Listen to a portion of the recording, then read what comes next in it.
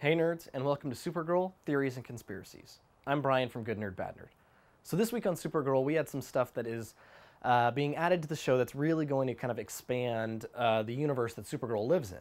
And we're going to talk about that and what this means for the wider Supergirl universe. But first, we just have to talk about Linda Carter on the show as the president. There are so many great things that came from this about references to her role as Wonder Woman and other things. And the three that stood out to me, because I'm sure there were more, but the three that stood out to me were, first we had Kara doing the Wonder Woman transformation spin when she was on fire.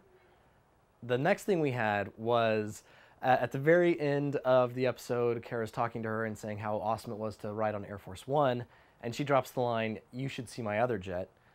That's a reference to the invisible jet that is just so iconic to Wonder Woman. And the last thing, and this was a line she said to John, where she was telling him that he has to be a part of the world and not just defend it. This is a reference, in my opinion, to the Justice League Unlimited.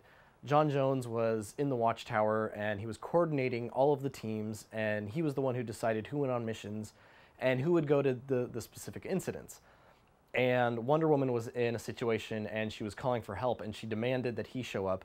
And she got in his face about locking himself up there away from humanity and not understanding what he was protecting and not connecting with it. And I think this line is a direct throwback to that. And so that was nice. It's again, there's so many things that are coming from this show that and all of the DC stuff that are familiar if you've seen Justice League Unlimited, or Young Justice. So now what got added to this universe? There are three big things, and so we're going to start off with the first one, and that's Detective Maggie Sawyer. Now, the name Maggie Sawyer may be familiar to a lot of people, especially if you watched Smallville or the Superman the Animated Series.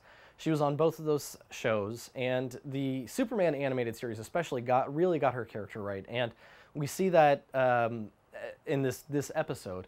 Maggie is a no-nonsense cop. She's tough as nails, and she's very much in the past been a kind of almost a thorn in Superman's side, just because she's no nonsense and doesn't really take kindly to vigilantes. She definitely sees their use, as later on she does move to Gotham and works closely at times with the Bat family. She also works with Harvey Bullock, who's another character that, if you're familiar with Batman the Animated Series or Gotham, you'll be familiar with him. So Maggie Sawyer is a great character, and it'll be nice to see how they add her into the mix, and if she eventually transfers over to the DEO or if she will stay with where she is with the police. So it'll be interesting to see what we get from her. Now, number two, this is the big alien race that was revealed to us, the Daxa Mites. Now, for the most part, the show got the Daxa Mites pretty accurate. The one thing that I couldn't verify, and I don't think this is true, but was just added for the storyline of the show, is that they were neighboring planets to Krypton. Now, in the comics, they are essentially human-looking. Physiology is very similar to them or to Kryptonians. They live under a red sun, just like Krypton was. They essentially are very xenophobic and don't like other alien races. And during the invasion storyline that we know is coming up, in the comics, they did side with the Dominators because they really do stay out of other alien business unless it can serve them. And they thought siding with the Dominators would serve their purposes. So for the most part, they do stay out of other intergalactic relations. But at one point, their planet was taken over by the warlord Mongol. This is another character that, if you're familiar with Justice League Animated or Young Justice, you'll be familiar with the character. But in order to free him, a Green Lantern who happened to be a Daxamite and Aricia, they came to the planet to try and free them, and the Green Lantern who was from that planet knew the only way to free the planet from Mongol was to get the people to fight back. So what he did is he flew up into the sun and imbued part of it, infused it with Ion. Now, Ion, really quick, is the symbiotic entity that is kind of the physical representation of willpower. The Green Lanterns, or just all of the lanterns, each color has a symbiotic creature, and Ion is the one for the Green Lanterns. And so when he imbued the sun with a portion of Ion, it turned the sun yellow, and that's when all of the Daxa Mites got essentially Kryptonian powers. As far as it comes to in the comics and things like that, they get the same powers, and that's why on the show they confused him for a Kryptonian. It's the powers are very similar, and that's what we got to see. So I don't know if we're going to see any more Daxa Mites in the show. In the continuity there, the planet is destroyed, but just like everything else in the show, there's more Kryptonians out there. There could be more Daxa Mites out there. Now the final thing, and this was the tease at the very end with John, and this was when we got to see Megan Moores, and she is a great character, especially if you have seen Young Justice. Now, really quick, I'm going to recap the Martians just ever so quickly, but if you don't want any spoilers about possible things that could be coming up related to her, tune out now. I'm just saying that because there are some aspects of her character that if you aren't familiar with her or you didn't see Young Justice, they may come as a surprise. So this has been your warning. If you don't want to know anything about this character or any possible twists or things that may be revealed later on, tune out now, and we'll see you next week. If you're still here, really quick, background on the Martians. We talked about this last season, but generally there are two types of Martians. There's a third type, a yellow Martian, but they're not really considered part of Mars Martians. But the two types are the green Martians, like we see in John Jones, and white Martians. And Megan, or M'gann, is actually a white Martian, but she pretends to be a green Martian because of what happened on Mars.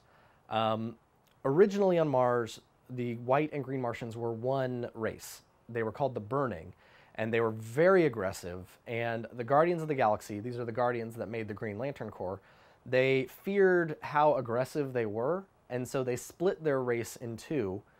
And a part of how the Burning reproduced is they were asexually, but they reproduced through fire. It's kind of strange, I know, but one of the things that the Guardians did to try and limit the abilities and of the Martians, green and white, is they essentially instilled in them a fear of fire.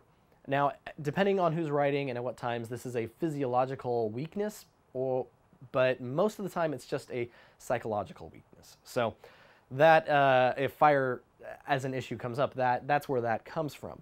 Now, a civil war erupted on Mars between the kind of very vicious and warlike white Martians and the kind of philosophical green Martians. M'gann's parents wanted to spare her from the civil war, which was very out of character for her parents because they were white Martians, and so they shot her off in a rocket, just like Kal-El and Kara-Zor-El, but they sent her to the Vega system. Now, later on in life, when she learned that there was another refugee on Earth, that's when she came to Earth and tried to meet up with him. Now, the powers that the Martians have, it's really similar to Kryptonians. They've got flight, they've got near invulnerability, depending on who's writing again, they can shoot energy out of their eyes, they've got different types of vision. But the two big powers they have that you don't see with Kryptonians are the kind of telepathic abilities and intangibility, or control of their molecular form. They can harden it, they can shapeshift, they can go intangible so they can pass through things. And so this is a lot of the stuff that we see. We've seen John do a lot of this, and M'gann can do that as well. The big reveal and the big issue is going to be she's a white Martian, and how is that going to play out in the show? So that's a really quick introduction, again, to the Martians and M'gann, and we're going to see more next week, hopefully. I'm really interested in this storyline and where it's going with her, and if she will eventually join the DEO, or if she's going to be a bit antagonistic right off the bat. So let me know what you guys think. Are you excited for M'gann, or do you wish we would get a different character introduced that was maybe a little different of a power set? So leave me your comments down below, and don't forget to check out my other theory videos. I've got Flash, Agents of S.H.I.E.L.D., and I've got a weekly podcast that you can find over on my site at goodnerdbadnerd.com. So until next week, I'm Brian, and this has been Supergirl, Theories and Conspiracies.